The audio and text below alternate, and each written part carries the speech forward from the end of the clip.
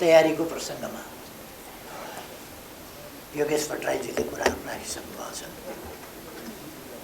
तयारी कुन कुन क्षेत्रमा कसरी तयारी अगाडि बढ्दैछ भन्ने कुरा मैले फेरि दोहोऱ्याइरहनु परेन। हामी 2 सत्रमा महाधिवेशन गर्छौँ। उद्घाटन सत्र जो खुला हुनेछ र व्यापक जनसहभागिताका साथ हुनेछ। अर्को बन्द सत्र जहाँ प्रतिनिधिहरू मात्रै हुनेछ। यसपल्ट बन्द सत्रमा मुख्य रूपमा नेतृत्व निर्माणको काम हुनेछ। नेतृत्व चाहिनेको काम। हामीले देश बनाउने नीतिहरू, कार्यक्रमहरू, योजनाहरू हाम्रो विधान महाधिवेशनबाट 2 महिना अगाडि नै, पौने 2 महिना अगाडि हामीले पारित गरिसकेका छौँ, सार्वजनिक भइसकेका छौँ। त्यसकारण हामी फेरि त्यसमा गइरहनु परेन। यसपल्ट मूल रूपमा हामी ती नीतिहरूको कार्यान्वयनका लागि कस्तो नेतृत्वको टिम निर्माण गर्न उपयुक्त हुन्छ भन्ने कुरा 2000 भन्दा बढी लगभग 2200 प्रतिनिधिहरूलाई सुम्पिँदैछौँ र उहाँहरूले पार्टीको उपयुक्त नेतृत्व निर्माण गर्नुहुनेछ। देशका अहिलेका समस्याहरू के हुन्, कसरी समाधान गर्न सकिन्छ, अब देशलाई कस्ता नीति, कार्यक्रम, व्यवहार र आचरणका साथ अगाडि बढाउन सकिन्छ, त्यस कुरामा हामीले आफ्ना दृष्टिकोण अगाडि सारिसकेको हुनाले अब ती नीतिहरूको र तिनको कार्यान्वयनको प्रभावकारिता, त्यसका लागि नेतृत्व निर्माण अहिलेको महाधिवेशनको मुख्य एजेन्डा हो। स्वाभाविक रूपमा नेकपा एमाले जस्तो पार्टीको अस्ति गोदावरीमा हामीले जनसहभागिता सहितको उद्घाटन सत्र गरेनौँ, तर 6347 प्रतिनिधिकै रूपमा उपस्थित गराएर 8000 भन्दा बढी आसपासमा समेत गर्दा परिचालन गरेर महाधिवेशन गरेका थियौँ। र सामान्यतः भन्ने हो भने साधारणतया मानिसहरूले गर्ने, पार्टीहरूले गर्ने आमसभा जत्रो त बन्द सत्र नै थियो, 6347। सँगसँगै हामीले त्यस्तो पार्टी जसले ती नीतिहरू कार्यान्वयन गरेर देशको समस्या समाधान गर्ने र देशलाई अगाडि बढाउने अभिभार आफ्नो काममा बोकेको ठान्दछ, त्यस्तो पार्टीको सञ्चालनका लागि पार्टी सञ्चालनका नियम, विधि, त्यसको वैधानिक व्यवस्था, पार्टीगत वैधानिक व्यवस्था कस्तो हुन्छ र त्यसको तादात्म्यता नेपालको संविधान, नेपालका कानुन र त्यस अधीनमा रहेर पार्टी सञ्चालनको विधिगत व्यवस्था, त्यो पनि विधान महाधिवेशनबाट सम्पन्न गरिसकेका छु। अब यस सम्बन्धमा योभन्दा बढी मैले केही भनिरहनु पर्ला जस्तो लाग्दैन। अहिले कोभिडको समय भएको हुनाले धेरै ठुलो बाहिरबाट आउने डेलिगेसन अथवा विदेशी डेलिगेसन, विदेशी प्रतिनिधि मण्डलहरू त्यति ठुलो सङ्ख्यामा हुँदैनन्, किनभने कोभिडको समय छ। त्यसकारण हामीले अप्सन दिएका छौँ, त्यसअनुसार नै ठिकै सङ्ख्यामा आउनेछन्।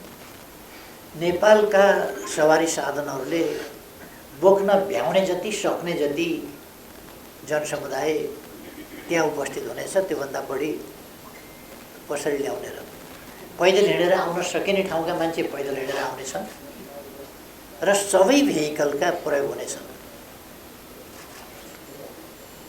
त्यसबाट केही सबै भन्नाले केही निजी भेहिकलहरू त नजाला, बाँकी सार्वजनिक ठुला सवारी साधनहरू, लामो दूरीमा चल्ने सवारी साधनहरू, बसहरूको मैले कुरा गरेको हुँ। तिनीहरूले बोक्न सक्ने, ब्याउन सक्ने सम्मको उपस्थिति त्यहाँ हुनेछ। कति छ नेपालका बसहरूको क्यापेसिटी त्यो म त्यति आँकडा छैन मसँग, तर एकपल्टमा उनीहरू एक दिनमा कति बोक्न सक्छन् त्यो अनुसारको त्यहाँ उपस्थिति हुनेछ। हामीले न्यूनतम रूपमा पनि 5 लाखभन्दा बढी आवागमनको सुविधा छ नेपालमा भन्ने ठानेको छु। जनसहभागिताको कमी हुँदैन, त्यो जनसहभागितालाई वहन गर्ने वाहनहरूको चाहिँ कमी हुन सक्छ। त्यसकारण उपस्थिति हामीले 10 लाख गराउन, 15 लाख गराउन, 20 लाख गराउन सक्ने भए पनि सहरी साधनहरूको उपलब्धताको सीमाले त्यसको सीमालाई पक्कै सीमित गर्नेछ, निर्धारण गर्नेछ। बाँकी नेकपा एमालेको महाधिवेशन महाधिवेशनै जस्तो हुन्छ भन्ने कुरा अस्ति विधान महाधिवेशनबाट पनि स्पष्ट भएको छ। अब म अरू धेरै कुरा भन्नुभन्दा यो अन्तर्क्रिया हो। अहिले मैले राजनीतिक कुनै मन्तव्य राख्ने भन्दा सम्पादकज्यूहरूसँग को अन्तर्क्रियामा महत्त्व दिने उपयुक्त हुन्छ भन्ने ठानेको छु। म साथीहरूलाई आफ्ना प्रश्न, जिज्ञासा आदि राख्न आग्रह गर्छु। अलिकति यहाँले महत्त्वपूर्ण प्रश्न उठाउनुभयो भन्ने कुरा यताबाट पनि सही छाप भएकोले झन् पुष्टि भयो। एउटा अलिकति मिसइन्टरप्रिटेसन गर्नु हुँदैन कि जस्तो लाग्छ। राहुलजीले मलाई चुनौती दिनुभएको छैन। तपाईँहरूले उहाँका शब्दहरूमा ध्यान दिनुहोस्। म प्रति उहाँले आदर, सम्मान, माया, स्नेह देखाउनु भएको छ। अलिक बढी खट्नुहुन्छ, थकाइ लाग्यो कि आराम गर्ने हो कि त्यसो भए म उठ्छु भन्नुभएको छ होइन? मैले पनि सुने। त उहाँले कुनै चुनौती भन्नुभएको छैन, उहाँले सुझाव दिनुभएको छ। उहाँको स्नेहपूर्ण सुझावबाट म प्रभावित छु। राम्रो, यो सुझाव एक खालका निकै मान्छेहरूले मन पराउने खालको पनि सुझाव हो। यो सुझाव चाहिँ मैले अध्यक्ष नउठेर विश्राम लिए हुन्थ्यो भन्ने अरू पनि पार्टी बाहिरका पनि केही मान्छेहरूको त्यो सुझाव छ, त्यो यसो देखिन्छ। तर राहुलजीको त्यो होइन। उहाँले चाहिँ म प्रति अत्यन्तै स्नेहभाव देखाउनु भएको छ। एउटा नेकपा एमाले लोकतान्त्रिक पार्टी हो, त्यसमा कुनै प्रकारको जोर जुलुम, कर्का वा दबाब हुँदैन। मेरो विरुद्धमा उठ्छु भन्छ कसैले, मैले उठ्ने नउठ्ने टुङ्गो त गरेको छैन। अहिले मैले उठ्ने टुङ्गो गरेँ भने मलाई निर्विरोध छोड्न पनि पाइन्छ, मलाई चुनौती दिन पनि पाइन्छ। मलाई कसैले चुनौती दिएमा त्यसलाई मैले स्वागत गर्छु, त्यसप्रति कुनै नराम्रो मान्नु हुँदैन। र निर्विरोध हुन पाएको भए वाह क्या एमाले निर्विरोध भयो अध्यक्ष भन्ने हुने, चुनौती भयो भने चाहिँ भएन भन्ने त्यस्तो केही पनि हुँदैन। लोकतन्त्रमा चुनौती स्वाभाविक कुरा हो, स्वाभाविक रूपमा लिनुपर्छ। र म कसैलाई हुन्छ नि, म यदि उठ्ने भएँ भने मैले कसैलाई नउठे हुन्थ्यो भन्ने पनि भन्दैन, किनभने त्यो आफै म एउटा अध्यक्षको पदमा भएको मान्छेले तपाईँ नउठ्दिए हुन्थ्यो भन्ने कुरा सामान्य शब्दमा पनि आग्रह गर्दा पनि दबाब पर्न सक्छ। दबाब दिने मेरो कुनै मनसाय हुँदैन, छैन। त्यसैले म कसैलाई अलिकति पनि दबाब महसुस हुने खालको कुनै व्यवहार, अभिव्यक्ति केही पनि गर्दिनँ। त्यसकारण मैले उठ्ने नउठ्ने अहिलेसम्म कुनै निर्णय गरेको छैन। उठ्ने भएँ भने अरूलाई नउठ्नु पनि भन्दिनँ, खुसीको कुरा हो। जहाँसम्म हाम्रो विधानले वरिष्ठ उपाध्यक्षको व्यवस्था गर्नुभएको छ, मैले मन पराएको वरिष्ठ उपाध्यक्ष त्यो हो जो या त निर्विरोध हुन्छ, सबैले मान्छन्, या बढी भोट ल्याएर जित्छ। त्यो सबभन्दा बढी मन पराएको। महासचिव पनि त्यस्तै हो, या त निर्विरोध हुन्छ या सबभन्दा बढी भोट ल्याउँछ। त्यो मैले सबभन्दा बढी मन पराउँछु। किन कार्यकर्ताको प्रतिनिधिहरूको जुन इच्छा छ त्यो इच्छाभन्दा बाहिर गएर मलाई यो प्रतिनिधिहरूले छानेको यो पदाधिकारी मन परेन भनेर म उहाँहरूको मताधिकार, महाधिवेशनको गरिमा, उहाँहरूको छनौटको अधिकार, उहाँहरूको निर्णय, त्यसलाई किञ्चित अनादर गर्न सक्दिनँ। त्यसकारण त्यही मान्छे मैले सबभन्दा मन पराएको हुनेछ। अगाडि म मन पराएर बस्दिनँ, परिणाम आएपछि मन पराउँछु। जो छानिन्छ ऊ यो मन पराएको मान्छे, परिणाम आएपछि। अरूको हकमा पनि मैले भन्ने गरेको छु, पार्टीभित्र समझदारी, सहमति र एकता बहुतै महत्त्वपूर्ण कुरा हो। यसलाई हामीले प्राथमिकतामा राख्नुपर्दछ। तर यसो गरिरहँदा लोकतान्त्रिक अभ्यासलाई अलिकति पनि नजरअन्दाज गर्न मिल्दैन। लोकतान्त्रिक अभ्यास र अधिकारलाई अलिकति पनि नजरअन्दाज नगरिकन यदि सहमति हुन्छ या प्रतिस्पर्धीहरूका बीचमा सहमति हुन्छ भने राम्रो कुरा हो। मैले अध्यक्षको हिसाबले पनि स्वागत गर्छु त्यस कुरालाई। सहमति हुँदैन भने म कसैलाई करकाम गरेर सहमति गर भनेर चाहिँ भन्दिनँ, किनभने उसलाई पनि जित्छु भन्ने लागिराखेको होला, मैले किन उसको अवसरमा माझो हाल्ने। अर्कोलाई पनि जित्छु भन्ने लागेको होला, मैले किन अवसरमा माझो हाल्ने। त्यसकारण म अवसरमा माझो हाल्दिनँ। म यदि अध्यक्षको उम्मेदवार भएँ भने पनि त्यही हो, म कसैको अवसरमा माझो हाल्दिनँ। म निर्वाचित भएँ भने सबैको अध्यक्ष, सिङ्गे पार्टीको अध्यक्षको रूपमा मैले व्यवहार गर्नुपर्छ, गर्छु। त्यसकारण यो मन परेको मेरो, यो अर्काको भन्ने कुरा छैन। पार्टीका सबै नेताहरू, सबै कार्यकर्ताहरू मेरो नजरमा उस्तै हो, सबै निकट हुनुहुन्छ। एउटा चाहिँ अब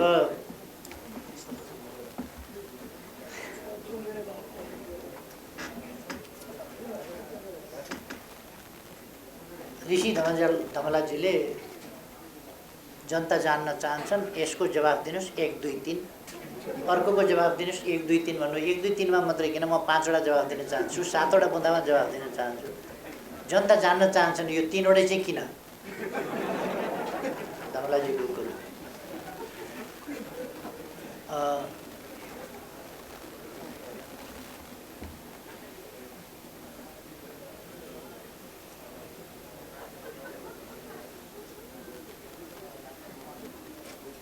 चितवन महाधिवेशनले दिने सन्देश के हो भनेर उहाँले सोध्नुभएको छ। एउटा, नेकपा एमाले फुट्यो, कमजोर भयो आदि इत्यादि कुरा छन्। तिनीहरूमध्ये एउटा सत्य कुरा के हो भने सत्ता पक्षमा थियो, सरकारमा थियो एमाले, प्रतिपक्षमा गयो। सत्य कुरा यति हो। शक्तिमा यो एउटा ठुलो सुदृढीकरणको मौका पनि मिलेको छ र पार्टी लामो समयपछि एक लय एक तालमा अगाडि बढ्ने अवसर मिलेको छ। अहिले कुनै पनि चिजको एउटा मात्रै पाटो हुँदैन। केही मानिसहरू चोइटिएर जाँदा केही व्यक्तिहरू चोइटिनु एउटा कुरा हो, त्यसले सुदृढीकरणका लागि एउटा अरूतिर कति भएको नि सञ्चार माध्यममा पनि अलिक आयो। नेकपा एमाले भित्र एउटा शब्द थियो ल्याङल्याङ, कति ल्याङल्याङ भन्ने एउटा ल्याङल्याङ भन्ने शब्द बडा प्रचलित भएको थियो। ल्याङल्याङ अन्त्य भयो र नेकपा एमालेको न मतदाता घट्या छ न केही। हामीले निर्वाचित गराएका केही मानिसहरू बिग्रिए, केही मानिसहरू भ्रममा परे, पार्टी छोडे, केही मानिसहरू त्यति हो। तर त्योभन्दा बढी पार्टी प्रवेश गर्ने तपाईहरु सुन्नुहुन्छ होला कति मान्छेले पार्टी छोडेका थिए, दिनमा कति प्रवेश गरिरहेका छन्।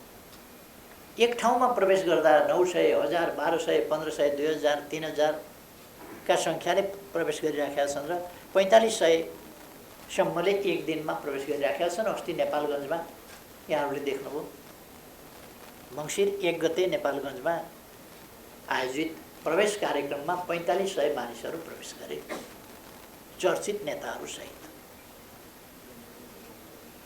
त्यसभन्दा अगाडि 29 गते धनकुटामा 900 मान्छे त्यस दिन प्रवेश गराइयो। अरू साथीहरू प्रवेश गर्न भ्याइएन, अरू पछि गराउने भनियो। त्यसभन्दा अगाडि झापामा 3000 मान्छे एक दिन प्रवेश गराइयो, भ्याइएन। 1500 को लिस्ट बाँकी रह्यो, अर्को दिन फेरि गराउँला भनियो। तसर्थ नेकपा एमाले एकजुट छ, सुदृढ छ, व्यापक छ, विस्तृत छ भन्ने सन्देश। जनता नेकपा एमालेको साथमा छ भन्ने सन्देश। नेकपा एमालेका विचारहरू मलाई अत्यन्त खुसी लाग्यो। नेकपा एमाले विधान महाधिवेशनबाट आफ्ना राष्ट्र निर्माण सम्बन्धी, आफ्ना विदेश नीति सम्बन्धी, आन्तरिक नीति सम्बन्धी, राष्ट्र निर्माणका निम्ति विकासका विभिन्न क्षेत्रका नीतिहरू प्रस्तुत गर्यो। संगठन सञ्चालन सम्बन्धी लोकतान्त्रिक विधि के हुन सक्छ त्यो प्रस्तुत गर्यो। त्यसमाथि कुनै नकारात्मक टिप्पणी आउन सकेन। प्रतिपक्षी राजनीतिक शक्तिहरूबाट पनि, पार्टीहरूबाट पनि आएन। बौद्धिक जगतबाट पनि कुनै नकारात्मक या आलोचनात्मक वा असहमतिका स्वरहरू वा टिप्पणीहरू आएन। बडो खुसीको कुरा हो। नेपालमा हामीले संविधान जारी गर्दा डिबेट रह्यो, तर नेकपा एमाले जसरी सर्वसम्मत रूपमा आफ्ना नीतिहरू पारित गरेर प्रस्तुत गर्यो, त्यसै गरी सिङ्गो देशको असहमतिको आवाज सुनिएन। यो नीतिमा यस्तो असहमति भन्ने आवाज सुनिएन र एउटा राष्ट्रिय सहमतिको, नीतिगत सहमतिको वातावरण, राष्ट्र निर्माणको सम्बन्धमा नीतिगत सहमतिको वातावरण देखियो। किन देशको सबभन्दा ठुलो पार्टीको महाधिवेशनले राष्ट्र निर्माणका नीतिहरू अगाडि सार्यो। सबैलाई थाहा छ, नमाने पनि, भन्न नमिले पनि, अब आउने सरकारबाट नेकपा एमाले नै बहुमतमा आउने हो, त्यसैले सरकार बनाउने हो। सबैलाई थाहा छ। अहिले नै सबैले भन्न मिलेन, हामीले साँचो कुरा बोल्न नमिल्ने कुरा छैन। अरू कतिपयलाई त भन्न मिल्दैन, त्यो हामीले बुझेका छौँ। त्यसो भएर अब ती नीतिहरू एक ढङ्गले भन्ने हो भने राष्ट्रिय रूपमा नै डिस्प्युट बिना एडप्टेड। 2 महिनासम्म कुनै पनि विद्वान, बुद्धिजीवी, आलोचक, समीक्षक कसैको पनि यो त राष्ट्र निर्माण सम्बन्धी नीतिहरू हो नि, यसमा त बहस आउन सक्थ्यो, प्रतिक्रिया आउन सक्थ्यो, टिप्पणीहरू आउन सक्थे, आलोचना आउन सक्थ्यो। त्यस्तो केही पनि भएन। त्यसकारण त्यसलाई मैले एउटा सकारात्मक रूपमा लिएको छु र अब त्यसलाई कार्यान्वयन गर्ने टिम पनि ठिक ढङ्गले आयो भन्ने त्यसले सन्देश दिनेछ। र धेरै भनौँ भने 3टा मात्रै भन्नु भनेको छ, योभन्दा बढी नभन्दैछु।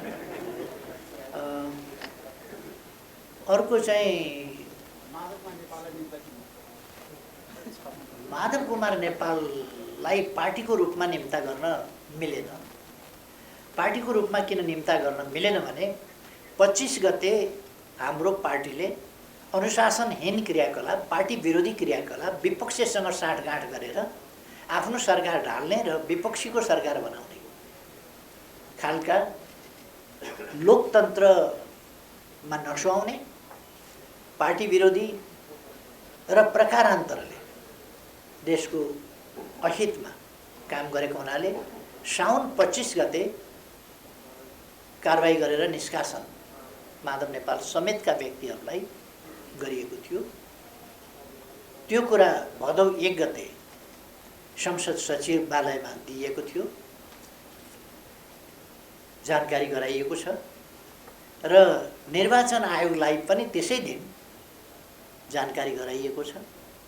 तर पर्खिकन निष्कासन गरेका व्यक्तिहरूलाई लिएर चलिरहेको संसद विघटन बन्द गरेर मध्यरातमा संसद बन्द गर्ने, भोलिपल्ट बिहान अध्यादेश प्रस्तुत गर्ने र एमाले फुटाउनका लागि अध्यादेश 20% स्थापित प्रतिष्ठित सञ्चार माध्यमहरू र सुविख्यात बुद्धिजीवीहरू 40% मा वाह राख्दाखेरि हिजो अघिल्लो सरकारको चर्को विरोध गरिएको थियो। त्यो चर्को विरोध 20% राखेर वाह राख्दाखेरि गरिएन। पहिली अदालतले खारिज गरेको थियो अध्यादेश। संसद नचलेका बेला संसद चलिरहेको संसदलाई 12 बजे राति अन्त्य गरेर अनि बिहान जारी गर्ने कुरा असंसदीय र छलपूर्ण थियो। यी सबै कुराले नेकपा एमालेका विरुद्ध असंवैधानिक, गैरकानुनी, षड्यन्त्रपूर्ण, अलोकतान्त्रिक क्रियाकलाप भएको थियो र पार्टी फुटाउने चेष्टा भएको थियो। त्यसकारण माधव नेपाललाई र माधव नेपालले नेतृत्व गरेको निष्कासित व्यक्तिहरूको गुटलाई नेकपा एमाले पार्टी भनेर मान्न सक्ने स्थिति रहेन। पार्टी नै होइन भने पार्टी भनेर निम्ता गर्ने कुरा भएन। हामीले सामान्यतः पार्टी बाहेक व्यक्तिहरूलाई, सञ्चार माध्यमलाई निमन्त्रणा गरेका छ, यहाँहरू सबैलाई निमन्त्रणा छ। अरू व्यक्ति छानेर हामीले त्यसरी निमन्त्रणा गरिरहेका छैनौँ। कलाकारहरूलाई निमन्त्रणा गरेका छौँ, सञ्चार माध्यमहरूलाई निमन्त्रणा गरेका छौँ। यहाँहरूलाई स्वागत छ, अवश्य पाल्नु होला। अरू व्यक्तिहरूलाई हामीले व्यक्तिगत तवरमा निम्ता गर्ने गरेका छैनौँ। महाधिवेशन कहाँ गर्ने भन्ने समस्या हुने भयो। पछिल्लोपल्ट प्रचण्डजी चितवन चुनाव लड्न जानुभयो। पहिले रोल्पा जानुभयो। रोल्पातिर महाधिवेशन गरौँ भने पहिले उहाँले लडेका ठाउँ, सिराहातिर गरौँ भने अलिक पछि लडेका ठाउँ, काठमाडौँमा गर्दा उहाँ काठमाडौँ पनि चुनाव लडेका ठाउँ। पछिल्लोपल्ट उहाँ चितवनमा चुनाव लड्नुभयो। हामीले त हाम्रो पार्टीको महाधिवेशन गरिरहेका छौँ, अरूको महाधिवेशन होइन, हाम्रो पार्टीको महाधिवेशन। म उहाँलाई आह्वान गर्न चाहन्छु, झापा आएर गर्नुहोस् न महाधिवेशन। अरे बाबा, छ नि, जिल्ला खाली नै छ। 77मा त हामीले सिध्याएको छैन। कोही चुनाव कहीँबाट लडेको छ भन्दैमा जिल्लै उसको हुने र त्यहाँ अरूले पाइलो टेक्न नहुने। म त्यो बाटो हिँडेर गएँ भने उहाँले भन्न बेर छैन, मलाई सिद्ध्याउन यही बाटो हिँड्नुपर्छ उसले। अलिकति ज्यादती हुँदैन र त्यसो गर्दा हामी हाम्रो महाधिवेशन गर्दैछौँ। उहाँको भनाइ तपाईँहरूले एमाले भनेको खोइ एमाले नै भन्नुभएको छ कि छैन मलाई थाहा छैन, तर हामीलाई होइन कि जस्तो पनि मलाई लाग्यो।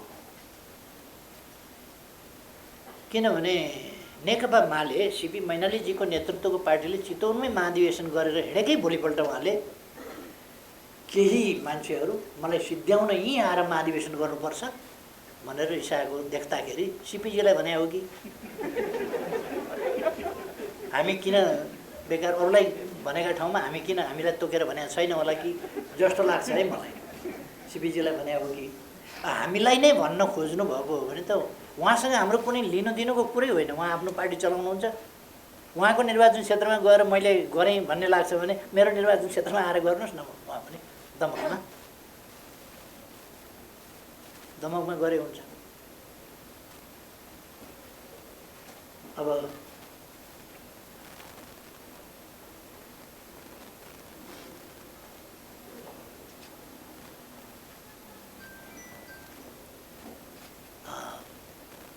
अर्को तेस्रो प्रश्न, 3 नम्बर प्रश्न उहाँको छ, कम्युनिस्टहरूलाई एकता बनाउन चाहनुहुन्छ भन्ने। कम्युनिस्टहरू एकताबद्ध छन्, बाँकी रहेकालाई एकताबद्ध बनाउँछौँ। जो कम्युनिस्टका नाममा कम्युनिस्टको बर्को ओढेका, रामनामी ओढेका, राधे राधे ओढेका, तर यसो माला पनि जप्तै गरेको, तर आँखा चाहिँ अन्ततिर लगाइराखेकाहरू हो, त्यस्तालाई चाहिँ एकता गर्ने होइन। तपाईँको 3टा प्रश्न सिद्धियो।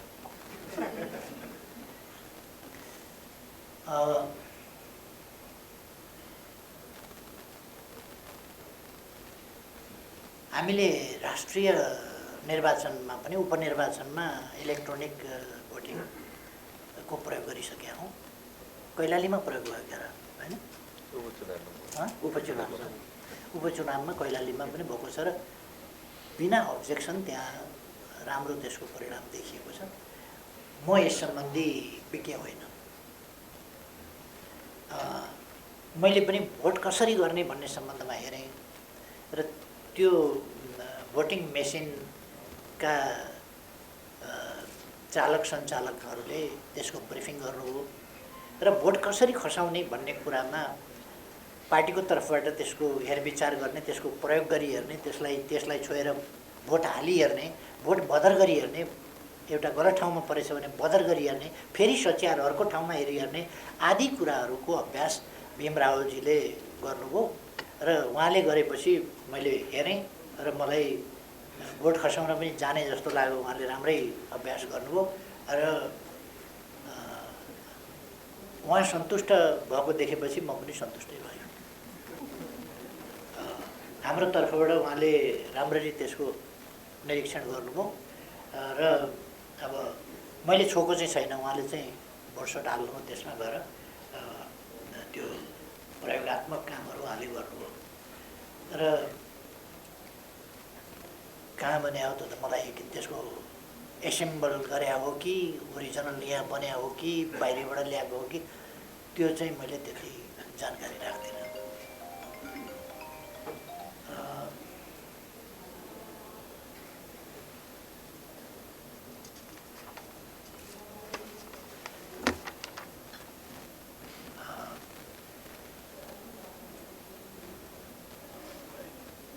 नेपाली संस्कृतिको बारेमा, नेपालको हाम्रो इतिहासको बारेमा, गौरवपूर्ण इतिहास, गौरवपूर्ण संस्कृति, सांस्कृतिक विविधता, सांस्कृतिक सम्पदाको उत्कृष्टता आदिको बारेमा नेकपा एमाले सचेत छ, हामी पनि सचेत छौँ र तत्सम्बन्धमा हाम्रा नीतिहरूमा पनि नेपालको संस्कृतिको सम्बन्धमा हामीले बोलेका छौँ र त्यसलाई हामीहरू अगाडि बढाउँछौँ।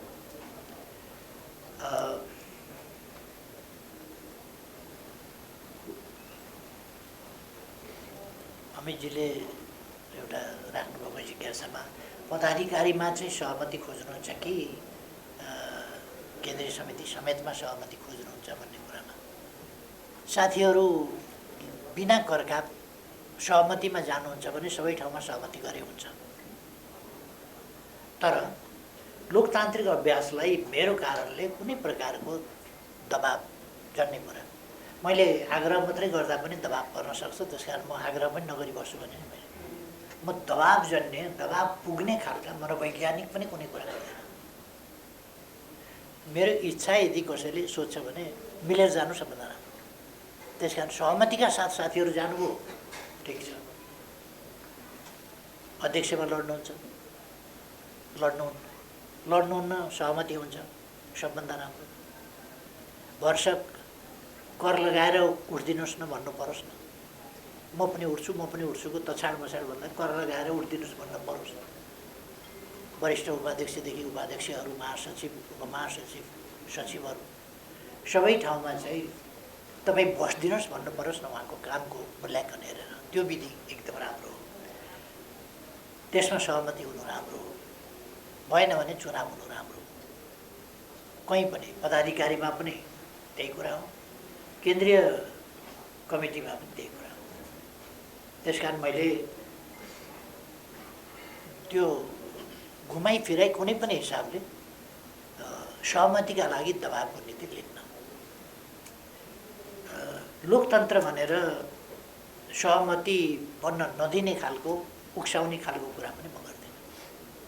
त्यस कारण मेरो यसमा सन्तुलित नीति रहेको छ। साथीहरूले आफ्नो अधिकारको उपभोग उच्च स्तरमा गरौँ।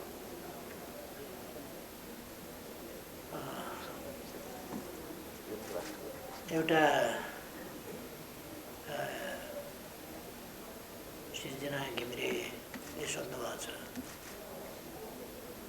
धेरै पक्षको व्यवस्थापन गर्नुपर्ने भएको हुनाले माओवादी पक्ष हामीहरू पार्टीमा पस्नभन्दा अगाडि को पूर्व माओवादी थियो, को पूर्व के थियो भन्ने कुरा होला, को हिजो कहाँनेरि थियो त्यो एउटा कुरा होला। एक ठाउँमा भइसकेपछि फेरि हामी एक ठाउँमा छौँ। त्यसकारण यो पक्षको व्यवस्थापन त्यो पक्षको व्यवस्थापन भन्ने कुरा छैन, हुँदैन। हाम्रो काम नेताहरूको व्यवस्थापनमा अल्झिने होइन, हाम्रो काम देशका जनताका समस्याहरूको समाधान गर्ने, त्यसका निम्ति ध्यान दिने, त्यसका निम्ति अल्झिने हो। अब कुन नेताको व्यवस्थापन के, पहिलेको व्यवस्थापन भनेको चुनाव लडेर भोट ल्याउनुपर्छ। जुन पदमा भोट ल्याएर जित्छ त्यही हो व्यवस्थापन, ल्याएर जितेन भने नो व्यवस्थापन। त्यसकारण यो पक्षको व्यवस्थापन ऊ पक्षको व्यवस्थापन गर्न थाल्यो भने त्यही व्यवस्थापनमा पार्टीभित्र पक्षीय विपक्षीयको निरन्तरता अथवा नयाँ सृजना यस्ता खालका अभ्यासहरू हामी गर्दैनौँ। पार्टी एउटा छ, एउटा पार्टी, एउटा नेतृत्व, एउटा केन्द्रीय कमिटी हुन्छ, त्यसमा व्यक्तिहरू फरक फरक, एउटा स्थायी कमिटी हुन्छ, एउटा सचिवालय हुन्छ, पदाधिकारीहरूको समूह, त्यो एउटा हुन्छ। यसको पक्षबाट यतिजना, यसको पक्षबाट यतिजना गरेर सचिवालय पनि बन्दैन, स्थायी कमिटी पनि बन्दैन, केन्द्रीय कमिटी पनि बन्दैन। यसको पक्षबाट यतिजना, यसको पक्षबाट यतिजना भयो भने त्यो सधैँ पक्ष भइरहने भयो नि त। त्यो पार्टी त एकजुट त कहिले पनि नहुने भयो। हाम्रो कार्यकर्ताहरूको पनि चाहना त्यो होइन, जनताको पनि चाहना त्यो होइन। त्यसकारण हाम्रोमा त्यस्तो कुराहरू छैन। हाम्रोमा नेताहरूको व्यवस्थापन मुख्य कुरा होइन र प्रवृत्तिहरू पक्षहरू कायम राख्ने कुरा होइन। हामी अन्तर्गुलित भएर एउटा पार्टी एउटा सङ्गठनको रूपमा आबद्ध भएर अगाडि बढ्छौँ। मलाई लाग्छ अहिलेसम्म आएका प्रश्नहरू अच्छा जस्तो लागेन। अगाडिकै प्रश्नमा जवाफ आइसक्यो हुनाले मैले सम्झिएरै पनि त्यसलाई केही भनिरहनु पर्ने जस्तो लागेन। साथीहरूले सोध्नुभएको छ, मैले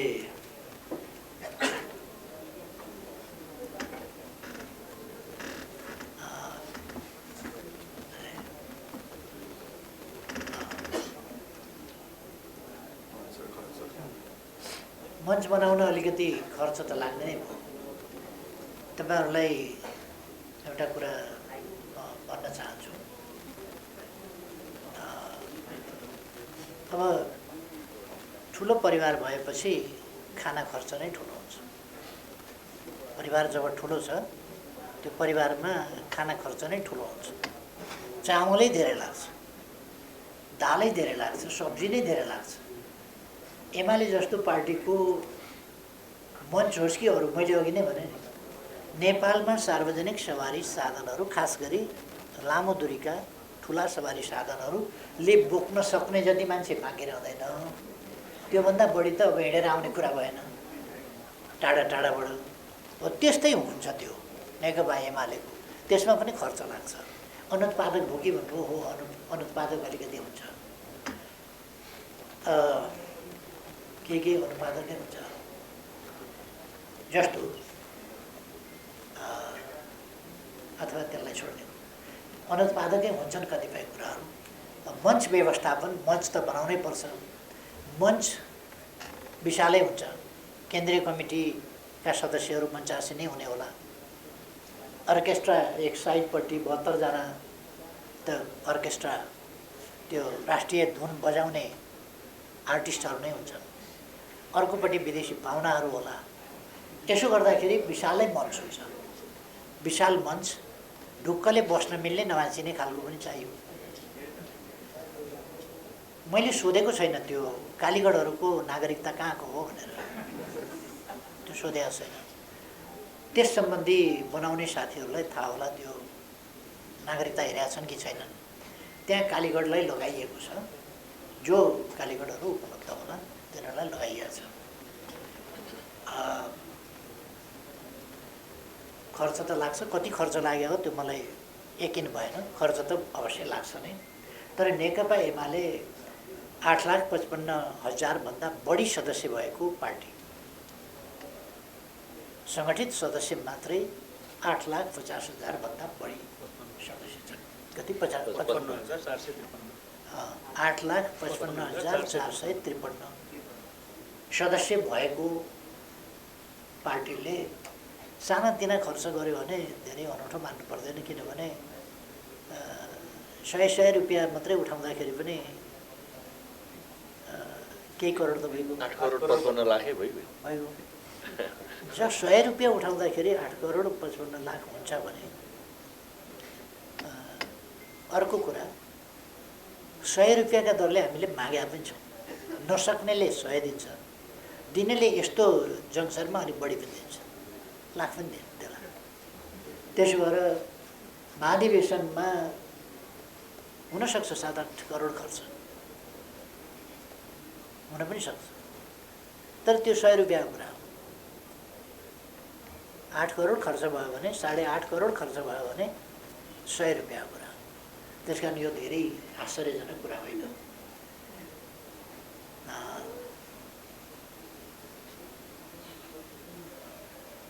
उम्मेदवारी दिनु, प्रतिस्पर्धा गर्नु र गुट जन्मिनु बेग्लै कुरा हो।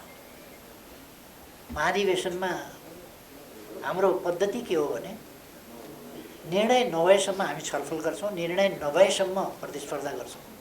निर्णय भइसकेपछि विचार पनि टुङ्गो लाग्यो र जिम्मेवारी पनि टुङ्गो लाग्यो।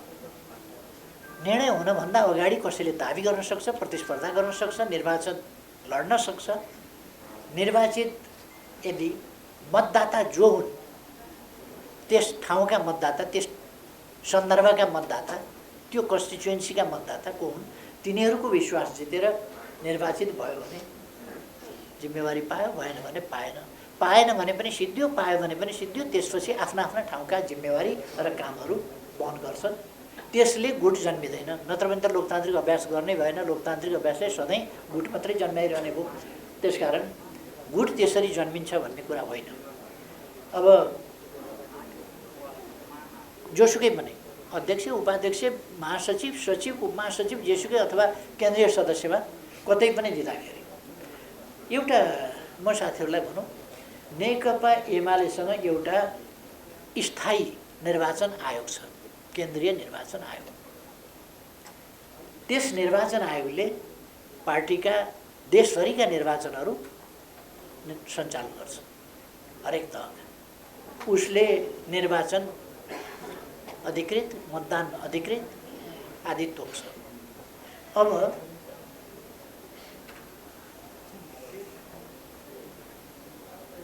उम्मेदवारी ककसले दिन्छ, ककसको उम्मेदवारी परेन भन्ने कुरा निर्वाचन आयोगले जान्दछ। उम्मेदवारी परेपछि पनि फेरि आपसी सल्लाहबाट सर्वसम्मति गरेर उम्मेदवारी फिर्ता लिएर एउटा मात्रै बाँकी रह्यो भने निर्विरोध, सर्वसम्मत भनेको त्यही हो, त्यो हुनसक्छ वा निर्विरोध हुनसक्छ। भएन भने चुनाव हुन्छ। निर्वाचन आयोगको सरकारको विषय हो, मेरो विषय होइन। पार्टीको केन्द्रीय कमिटी जस्तै निर्वाचन सम्बन्धी केन्द्रीय निकाय छुट्टै छ, विधान महाधिवेशनबाट त्यसै कामका लागि निर्वाचित भएको छ।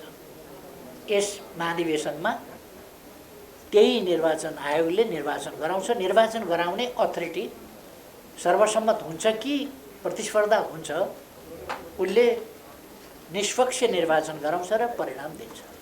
सहमतिको परिणाम हुन्छ कि प्रतिस्पर्धाको परिणाम हुन्छ, तर निर्वाचन आयोगले दिन्छ, जसलाई हामी सबैले स्वीकार्छौँ। त्यसकारण मेरो अलिक बढ्दै रुचि छ कि यसमा जस्तो साथीहरूले नठान्नु भए पनि हुन्छ। जो परिणाम आउँछ त्यो सबैले मान्छ, सर्वसम्मति होस् अथवा प्रतिस्पर्धाबाट आएको परिणाम होस्।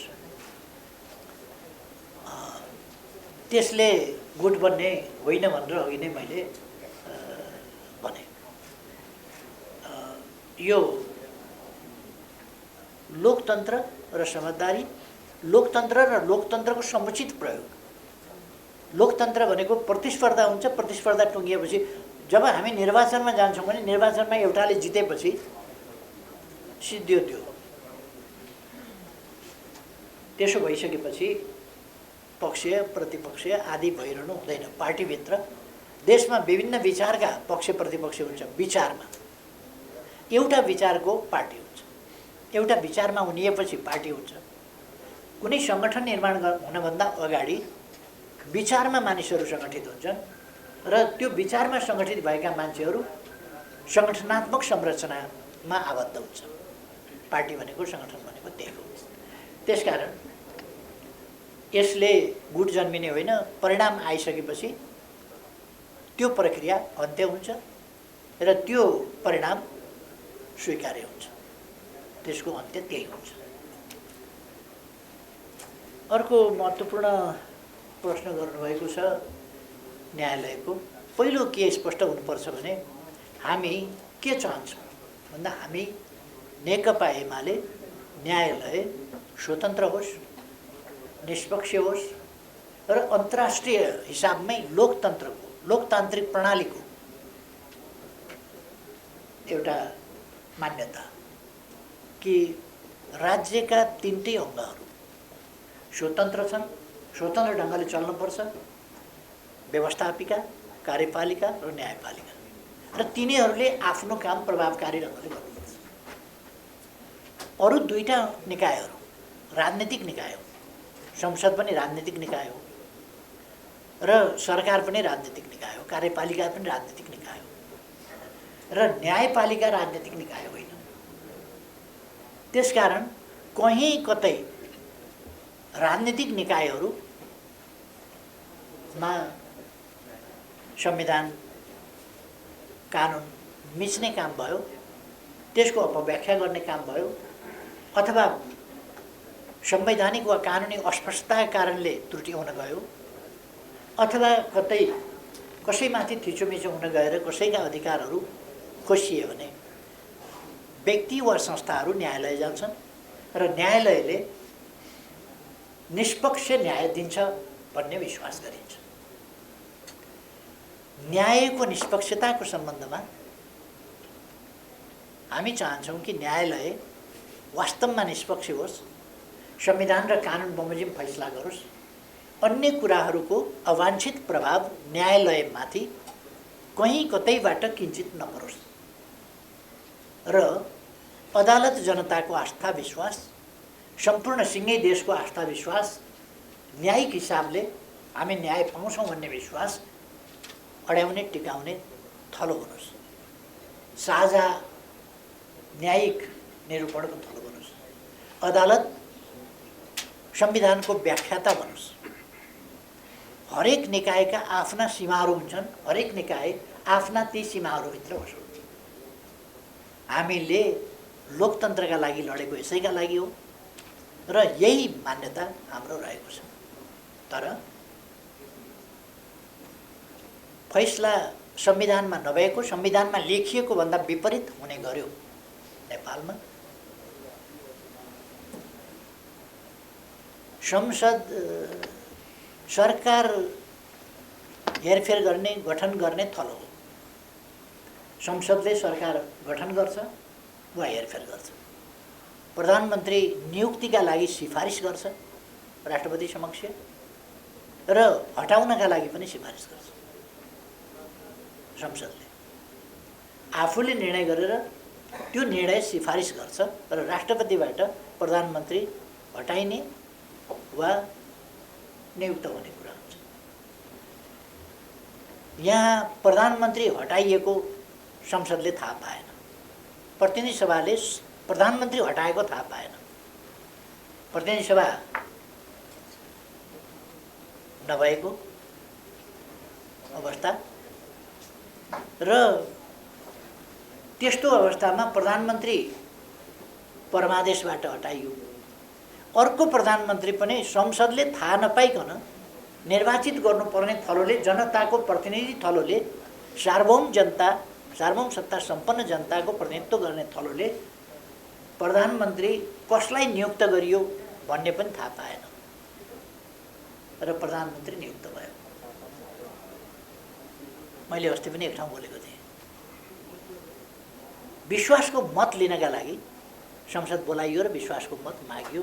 किन माग्यो विश्वासको मत? के आवश्यकता भयो? जब संसद प्रधानमन्त्री बनाउने, फेर्ने, सरकार फेर्ने बनाउने थलोलाई थाहा नभइकन सरकार परिवर्तन हुन्छ, प्रधानमन्त्री फेरिन्छ, प्रधानमन्त्रीको नियुक्ति परमादेशबाट हुन्छ। यति बजेसम्ममा, भोलि यति बजे नियुक्ति दिनु, यति बजेभित्र शपथ ग्रहण गराउनुसम्म, शपथ ग्रहणको समय पनि सम्मानित सर्वोच्च अदालतले तोक्ने सम्मको भएपछि यो बडा विचित्रको कुरा हो। सबभन्दा बढी भोट पाएको, सबभन्दा बढी सिट ल्याएको बहालवाला प्रधानमन्त्रीलाई अब निर्वाचनमा, प्रधानमन्त्रीको निर्वाचनमा चाहिँ प्रधानमन्त्रीमा हाललाई यसमा चाहिँ भाग लिन नपाउने, सहभागी हुन नपाउने, जनताले सबभन्दा ठुलो पार्टी, सबभन्दा बढी मत, सबभन्दा बढी सिट दिएर पठाएको छ। जो सिटिङ प्राइम मिनिस्टर छ ऊ चाहिँ उम्मेदवारै हुन नपाउने जस्तो फैसला यो न संविधानको अक्षरसँग मिल्छ, न भावनासँग मिल्छ, न लोकतान्त्रिक अभ्याससँग मिल्छ, न दुनियाँको, विश्वको कतैको अभ्यास वा नजिरसँग मिल्छ। त्यस्तो कुरा पनि भयो। हामीले त्यो कुरा संविधान सम्मत र न्यायोचित भएन भन्यौँ। तर अदालतको मर्यादाका लागि, अदालतको सम्मानका लागि हामीले त्यसलाई मान्यौँ, कार्यान्वयन गर्यौँ। किन यस्तो भएछ? वरिष्ठ अधिवक्ताजीहरू भन्न थाल्नुभयो, बारले भन्न थाल्यो, सर्वोच्च अदालतका श्रीमान न्यायाधीशजीहरू भन्न थाल्नुभयो। सर्वोच्च अदालतको प्राङ्गणमा वरिष्ठ अधिवक्ताजीहरूका भाषण यहाँहरूले सुनिरहनु भएको होला। भ्रष्टाचारका कुरा, लेनदेनका कुरा यहाँहरूले नै सार्वजनिक गरेका कुराहरू छन्। मन्त्रीमा बार्गेनिङ भयो, लेनदेन भयो, विभिन्न कुराहरूसँग सट्टेबाजी खेलियो, सट्टापट्टा गरिए, यो तिमीलाई दिउँला, यो न्याय, विभिन्न ढङ्गले न्याय किन्ने खालका कुराहरू भए भन्ने कुराहरू सम्मानित सर्वोच्च अदालतबाट, सर्वोच्च अदालतका श्रीमान न्यायाधीशज्यूहरूबाट बाहिर आएपछि हामी आश्चर्यचकित भयौँ। हामीले भोग्नु परेको अन्याय त यस्ता भित्री कारणहरूको कारणले पो रहेछ। हामी पनि आश्चर्यचकित भयौँ। हामीले त्यस्तो अपेक्षा गरेका थिएनौँ र हामीले त्यस्तो आरोप पनि लगाएका थिएनौँ। सर्पको खुट्टा सर्पले देख्छ भने चाहिँ श्रीमानजीहरूले आफ्ना खुट्टा देख्नुभयो। त्यसो भएर अहिले सर्वोच्च अदालतको प्राङ्गणमा जे भइरहेको छ सर्वोच्च अदालतभित्र जे भइरहेको छ यो बहुत दुःखद छ र यो टाउको दुखेको औषधि नाइटामालाई जस्तो गरेर यसको उपचार हुनेवाला छैन। अमुक व्यक्ति फलानु हटिदिएपछि यो सिलसिला उहाँहरूले त म त सबैले राजीनामा गर्नुपर्ने खालको स्थिति देख्छु। उहाँहरूप्रति यत्रो प्रश्न उठिसकेपछि यत्रो सेटिङमा सहमत भएर फैसलाहरू गरेको देखिसकेपछि उहाँहरूले त राजीनामा गर्नुपर्ने जस्तो लाग्छ। अनि फलानाले राजीनामा गर्दा हुन्छ भन्ने जस्तो कुराले यसको न्यायिक क्षेत्रको प्रदूषण यति एउटा कुराले हट्ला मलाई त्यस्तो लाग्दैन। लागेको क्यान्सर छ, कुखुराको अन्डा मनसाउने, कुखुराको अन्डा मनसाएर क्यान्सर निको हुन्छ। त्यसो भएर यसको राम्रै उपचार अपरेसन केमो के गर्नुपर्छ त्यो अलिक ओभरअलै गर्नुपर्छ कि जस्तो लाग्छ। हामी चाहन्छौँ जे न्यायिक क्षेत्रमा देखिएको छ, बारको भूमिका जे देखिएको छ त्यो र अधिवक्ताज्यूहरू विद्वान अधिवक्ताज्यूहरूको अभ्यास जस्तो खालको देखिएको छ त्यो सिक्न लायकको छैन।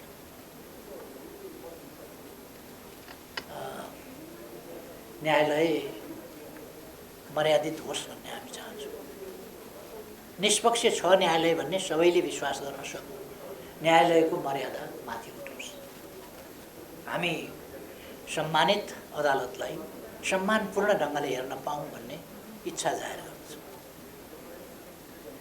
अब पुग्यो होला जस्तो लाग्छ। धन्यवाद सबै पत्रकार साथीहरू।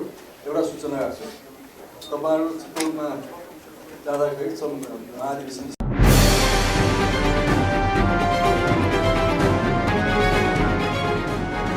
तपाईँको सूचनाको साथी दैनिकी.com